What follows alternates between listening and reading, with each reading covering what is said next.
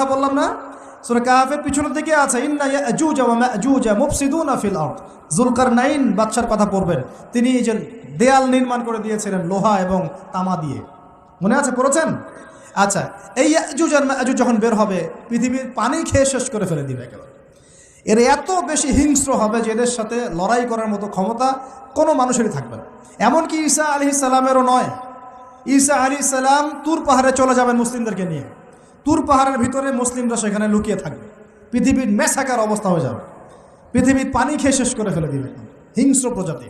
তখন ঈসা আলাইহিস সালাম আল্লাহর কাছে দোয়া করবেন, আল্লাহ এই বিভৎস জাতিকে ধ্বংস করো। আল্লাহ রাব্বুল আলামিন তখন ওই ইয়াজুজ আর মাজুজের এই কাঁধে, ঠিক কাঁধের মাঝখানে একটা ভাইরাস জন্ম দিবেন। কি জন্ম দিবেন? ওই যে বলি না মহামারীর ভাইরাস, অমুক ভাইরাস তমুক ভাইরাস, এই ভাইরাস আরও সামনে আছে বাকি এখন। ওই ভাইরাসে, ওই পোকায়, ওই ব্যাকটেরিয়া বা যেটাই